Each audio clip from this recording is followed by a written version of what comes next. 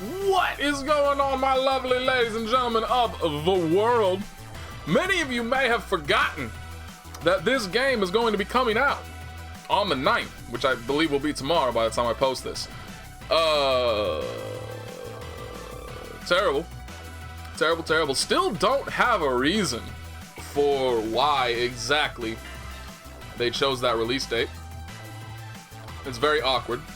I was hoping, I mean, you know, when you hear that this game has been delayed and it's being pushed back to 2 weeks after Dragon Ball FighterZ, the big fighting game of the year, the biggest fighting game of the year, is being released, you'd think there'd be a damn good reason for it, but we never heard anything. My hopes and dreams of a potential additional character or two, unfounded, of game rebalancing, making Enkidu not a terrible character, unfounded. So I don't know. I have no clue why such a thing occurred. But it was, again, one of the worst business decisions I have ever seen in my entire lifetime. And can't wait for online to be dead already on arrival because everybody's too busy with Dragon Ball FighterZ to pay attention to anything else. One thing that actually amused me is that, you know, the reaction to Marvel vs. Capcom Infinite not getting into EVO, fairly negative. A lot of, I shouldn't say fairly negative, pretty much split evenly between how could they do this to Marvel and I told you Marvel sucked, it's dead. But it amused me that one, I doubt it was anybody important, but the tag was trending on Twitter. So I just checked it out just to see, you know, what are people saying? Is anybody trying to mount a defense that Marvel should be there? You know, whatever. Just looking it up, seeing what people are saying. And one person said, it really sucks that Marvel vs. Capcom Infinite is not at EVO. I firmly believe that every fighting game should get at least 1 year at EVO. And that really amused me, because you know he doesn't mean that. You know he does not mean that. He means every fighting game that I give a shit about deserves a year at EVO. So that just made me think, like, alright, what about this game? Obviously, you ever even heard of it? Probably not. What about Nitro Blasters? Is it Nitro Busters or Blasters? Heroin, Infinite Duel, whatever the fuck it's called? What about that? What about Dengeki Bunko? What about, Fight of the Gods? What about Dive Kick? What about, the examples are endless. There is so many. What about Arcana Heart? So many poverty fighters that have not got a snowball's chance in hell of getting into. God damn it, why'd I gotta press so many different buttons to get here? Just let me mash on one and get through all this shit. God damn it. Hasn't got a snowball's chance in hell at ever getting into EVO, which is not surprising at all because it would receive like 20 entrants at best. So, you know, that's how life works. That's how a business works. And EVO is a business first and foremost. But it just really amused me when I see something like that. It's like, you know you don't mean that. You know you don't mean that. I mean, number one, it's logistically impossible because there are like I said, there are a ton of poverty fighting games that just come out and you can't run tournaments for them all. But yeah, it's funny the kind of things people say when it's not about a game they care, or when like they're not thinking about the game they care about. So like when King of Fighters 14 was coming out, that was back when King of Fighters 14 was initially coming out. That was when public opinion of Street Fighter V was at the absolute lowest. So everybody wanted to see 14 crush it and Street Fighter V get buried. That's what, I shouldn't say everybody, that's what a lot of people wanted to see. Public perception of Capcom and Street Fighter V at the time, very, very low. They managed to outdo themselves, but at the time, very, very low. And so everybody that was, you know, either wanted to defend Capcom / Street Fighter or was just sick of all the negativity surrounding Street Fighter and wanted it to fuck right off, everybody was like, look at this game, it looks like shit, in reference to King of Fighters 14. It looks like shit, it looks like a terrible mobile game, nobody's gonna play this, nobody's gonna care about it, stop talking shit about our game, fuck off, your game looks even worse. And while I certainly do not condone the people that were doing that were specifically just trying to antagonize people by saying, King of Fighters is coming out, it's time to shine, because Street Fighter fucked up, it's dead. Number one, you are a fucking idiot if you actually believe that. Number two, there is no number two to that particular point. But what amused me was, you know, like the reaction to the people that were the fans of Street Fighter V and their talk of why King of Fighters was gonna fail, of why it was a shit game, yada yada. And then Marvel vs. Capcom Infinite comes out, and so many of them, many very recognizable names, because some of them were very adamant in their defense of Street Fighter and in their hatred of King of Fighters. Graphics aren't the end-all, be-all. It doesn't mean everything. Just because one thing is bad doesn't mean the game will be. That kind of shit. You're constantly dealing with people like that. Don't deal with people like that. Ignore them. Pretend they don't exist, and your existence will be happier by nature. I don't want to see any of these. Fucking Akatsuki.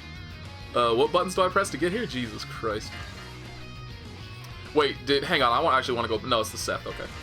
Oh, he's only played 150 matches. I thought the Enkidu player had a 150% win rate, yep. That makes more sense. I thought the Enkidu had an 80%, god damn! 38 and 40, well actually I guess that's not really that impressive, because it's not exactly like the competition for this game online is huge at the moment. I mean shit, I damn near did that for Dragon Ball FighterZ, and I'm the worst at Dragon Ball FighterZ.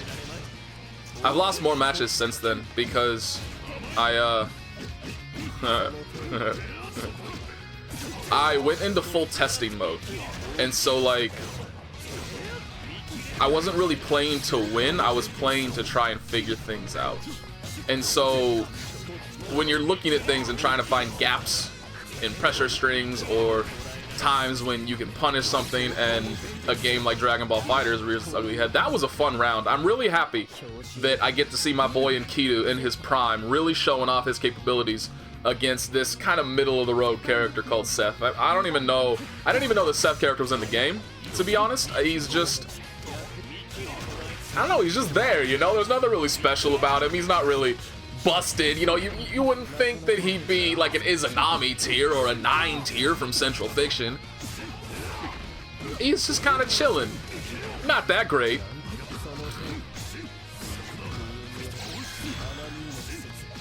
Alright, we got the pressure going. He should have hit a button after that dash B. That's not something you get to just do without heavy meatiness. He has an invulnerable command grab, too. Did you know that? One of the most mobile characters in the game, I shouldn't even say one of, the most mobile character in the game, probably the most bullshit mix-up in the game, also has an invulnerable command grab as a reversal. How do you feel about that? Make you feel good? It shouldn't. It's bullshit. God damn it. Let me actually look up, I want to see what, I want to see if there's some Japan official tier list for this game, because I am curious, because I'm not really sure where it's all post-patch that came out, the initial console release for this game in Japan. I don't know how that shook out since then, because every single character was universally buffed. Even this motherfucker got buffed. But unfortunately, there hasn't been a balance patch since Wagner and Enkidu have been released, which is why I think it's a huge missed opportunity, I feel. But it's actually a very similar case to Nanase. Although Nanase was never anywhere near as bad in the the whole context of the game, Nanase was never anywhere near as bad comparatively as Enkidu currently is. So let me look this shit up. Under Night and Birth EXE Late ST. Jesus Christ. It's just a ridiculous name. No, we don't give a shit about event hubs. 2015, that doesn't help us. I'm not seeing like a current. Yeah, nothing current. Because you would want, like, let me just check out this. Oh, it's not even for UNIST, it's for UNIL. This actually isn't that bad. So if you're not aware of event hubs and why I'm making fun of it, and maybe you're like, why are you so dismissive of them? It's literally voted by the population. The tier list is voted by the population. You just say, I think this character, I don't even know how exactly you do it. Oh sure, let's just click on this. Vote. How do we do? Okay, we have to log in. I don't have an account, so can't do that. But yeah, it's community voted, and so it's basically just generally pretty shit. But this one's actually not bad. At least as far as I can tell. You have, Batista's a little low.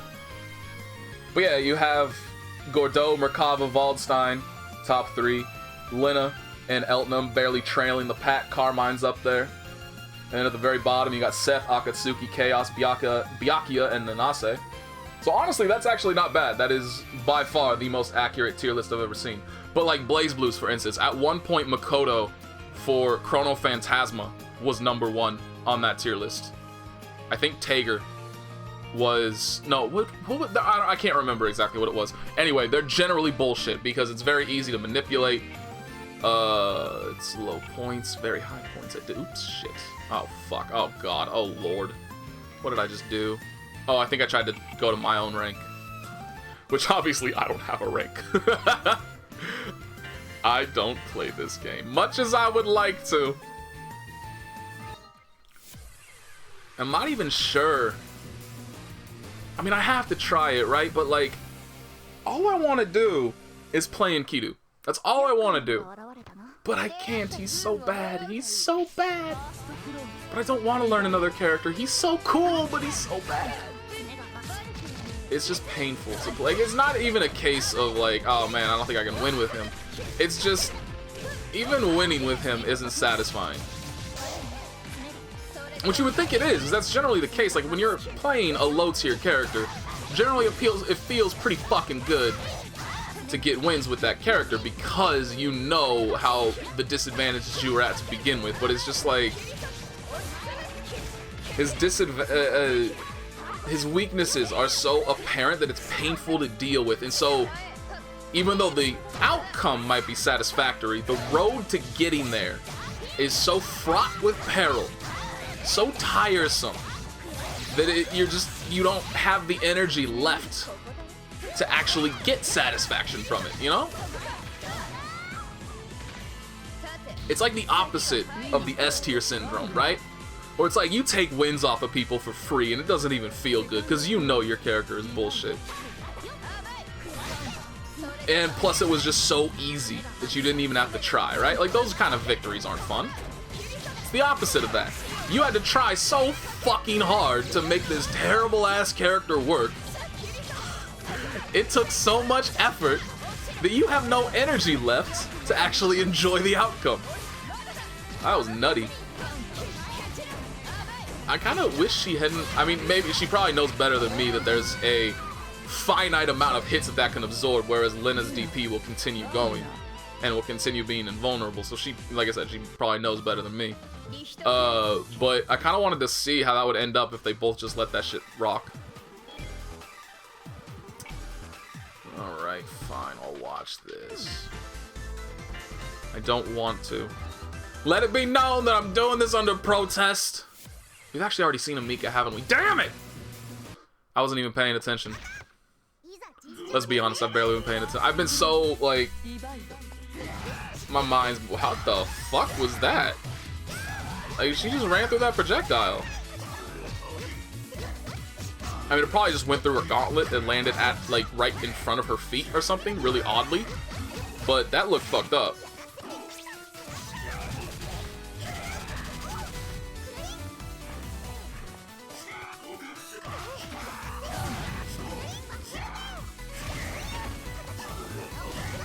Yeah, let me check this. Like, well... Yeah, it does kind of make me sad. Oh, wait. Maybe. To be honest, this game is so balanced, the tier list / charts matters not. Yeah, okay, dude. You're dumb. So pre-patch, Seth, Batista, Akatsuki, Phonon, S tier. Eltnum, Hyde, Linne, Orie, Byakuya, and Merkava, A tier. Chaos, Nanase, Carmine, Yuzuriha, Waldstein, Gordeau, and Hilda, and B tier. That's definitely not true anymore. I mean, a long time ago, people stopped considering Akatsuki S tier and put him high A tier instead. I wouldn't be surprised if people now consider Orie S tier. Gordeau got heavily buffed. There's no way he's still B tier. He's too good. Nanase as well, to be honest. I don't think she's B tier either. Carmine is most certainly not B tier. Anyway, yeah, I mean, that's very outdated. Oh, and most people consider Byakuya S tier now as well. Oh, never mind. That's just a, let me actually just look at this real quick, because I guarantee you it's fucking stupid, but it's just some random dude from Steam who decided to make his own tier list. So let's make fun of this.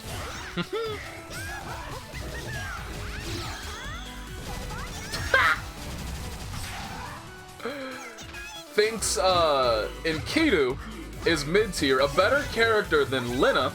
No, not Linne, I'm sorry. A better character than Eltnum, Gordeau, Yuzuriha, and Hilda, and thinks Mika is the worst character in the game. Wow. Just wow. Thinks Hyde is mid-tier as well. Around the same string. Thinks Byakuya is mid-tier. Thinks Waldstein is better than Nanase, Gordeau, Yuzuriha, and yeah, okay, this dude's terrible at this game. That's the best that I don't even want to look at that anymore.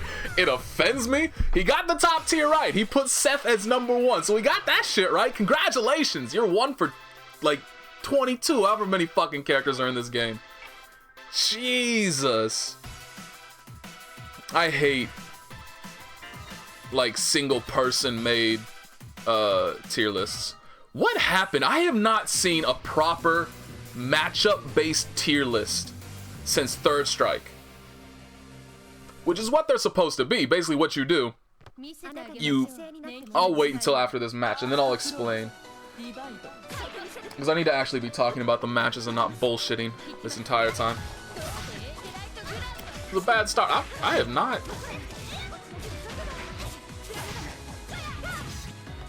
This Orie color kind of freaks me out. I think it's because it's like the area around her eyes is brighter than the rest of her skin, and it makes her look kind of, and her eyes are so bright too. I mean, it makes her look like one of those fucking, oh god, what were they even called? Those undead motherfuckers from Game of Thrones. Because they have like those super bright blue eyes with the incredibly pale skin. It looks very zombie-esque to me, and it's freaking me the fuck out, and I don't like it. What the hell? This combo's bullshit! This combo's bullshit! What? Eltnum's worse than Enkidu! He can't do that shit! Learn the game, you dense motherfucker! God damn it, that combo was stupid. I think, actually, Orie probably could have followed that up, because it caused a special type of stagger, and I feel like she would have been able to do a dash normal afterwards.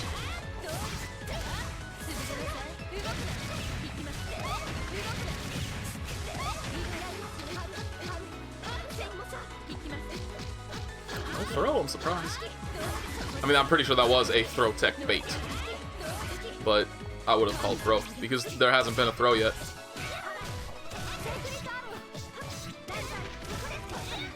Alright, Orie, you got your theme music going. Do something with it. Ooh, she's dead. Eltnum has 200 meters. She's gonna get grid by the end of this. Oop. I feel like she could have killed. I really do.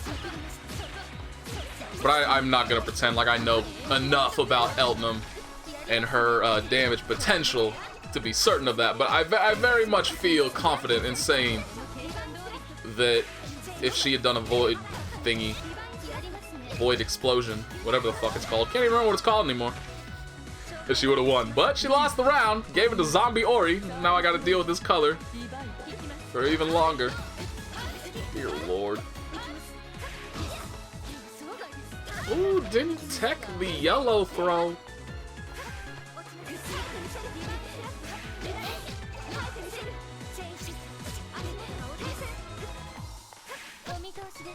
Got the throw! If he had done that 5 seconds earlier, Eltnum! Throw! Dumbass. So enamored with her own staggered normals. Oh my lord! What is this offense? This game is so heavily momentum based. Carry along the momentum! Fuck! After all that shit, and she just gets popped by a reversal super? Oh my lord, she just lets her walk up. You walk into her and you get thrown! Oh my god! What are you doing? Fuck this match. I hate this match. I can't. What was I gonna talk about? I can't even remember. There was something I wanted to talk about, but I can't remember. All right, the matchup-based tier list. So basically, a properly done tier list is not just some subjective, I'm gonna put these characters where I think they should be and just call it a day, right? Which is all the only tier lists I have seen recently have been in that regard. It's just, here's what I think the tiers are.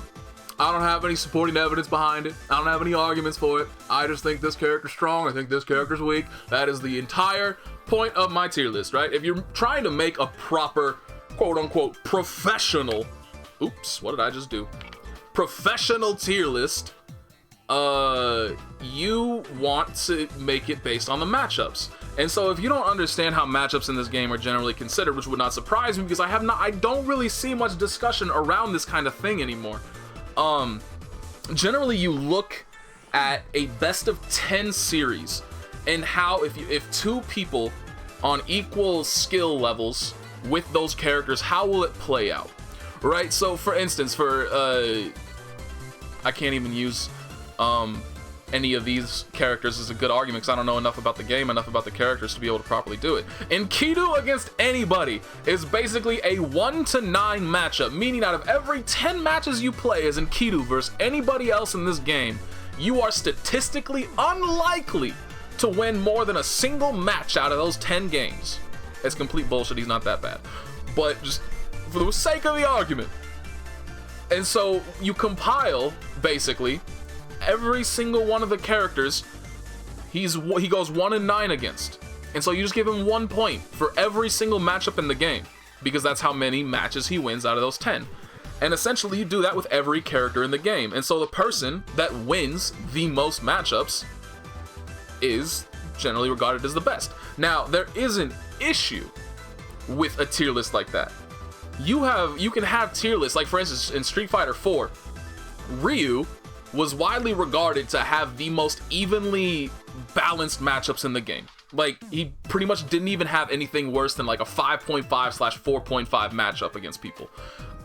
He was just very, very average all along the way. But when you're average, you're not going to be put up in a matchup-based tier list near the top because you're going to be dealing with people who have matchups that are like 7-3 in their favor, 8-2, 6-4, that kind of stuff. So they're going to end up being above you.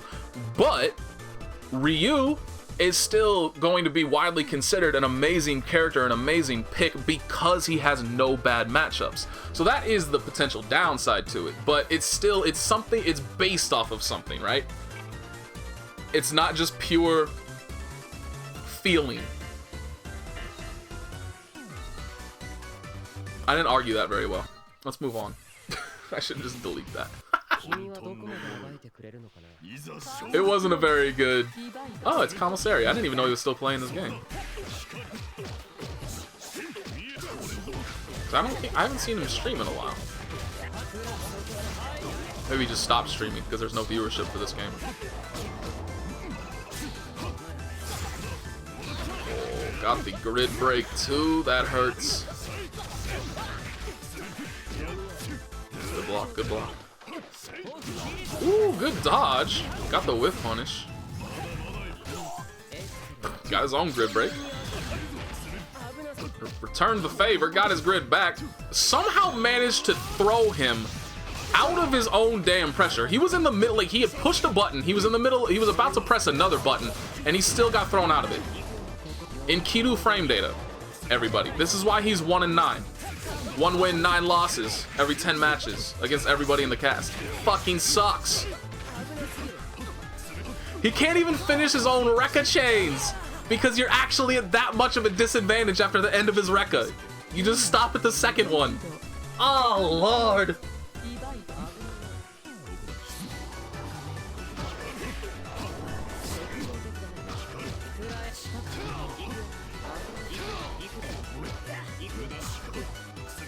Like, Enkidu really does have the worst frame data I've ever seen a character have. Like, all of his C buttons, except for 6C, are double-digit negative on block. Double-digit! And not like low double-digit, like, oh, you know, he barely got -10. They're all, I think the best one is -16 on block, and that ranges upward to, I don't think any of them quite reach -20, but they hit -19. Which, I mean, that's overhead startup amount of time of recovery. It's insanely bad. See, you have to do shit like that. If you want to win with Enkidu, you have to outplay your opponent so hard. You have to mind fuck them. You can't just beat them through, like, good, solid play. You have to outplay the ever-living hell out of them. Oh, but that Yuzuriha, I gotta take it. Oh my god, a Gordeau mirror match, that's perfect. We can end on the go. We can end. Oh shit. Oh fuck. God damn it. Oh. Oh, there's even an orange ranked Yuzuriha. Whatever. It's probably gonna be just an enormous ass beating. It's gonna make me sad. But I haven't seen either of these characters. I have a feeling we're still not really going to see Yuzuriha.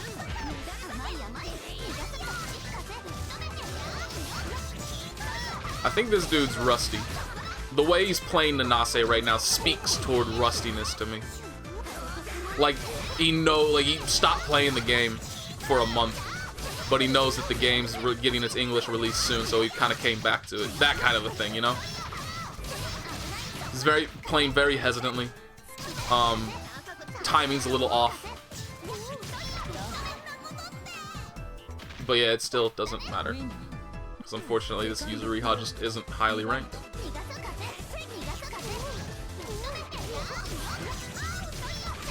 Very clearly still learning the game. Yeah. That's unfortunate. This is why, normally, when I see that kind of... Wait, what?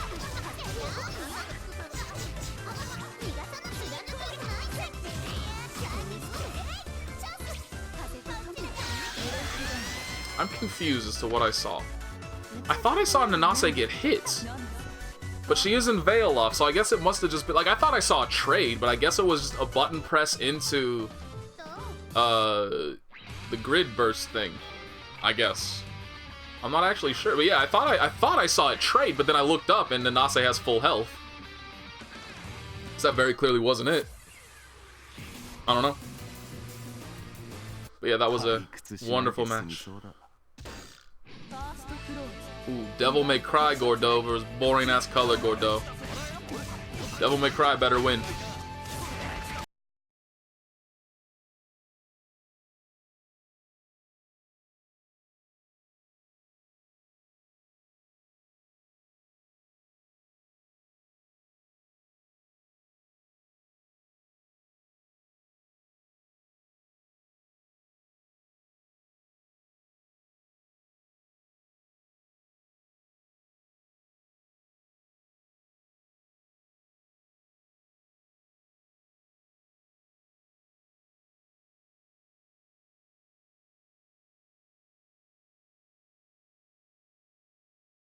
First, but he got a hit. I mean, it's entirely possible that I missed, that I was just paying more attention to what he was going to do on Wake Up than I was paying attention to what the Oki was going to be.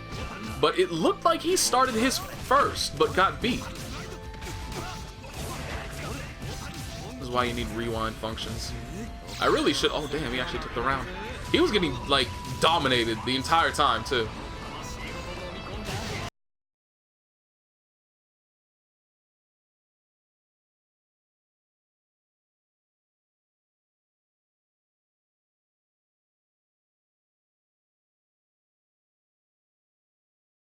And so it is kind of like, I wonder if it might be better for me to like, see, I feel like I'd lose quality for the videos if I captured the matches, but I didn't really pay attention during them, so it's all new and fresh when I see them.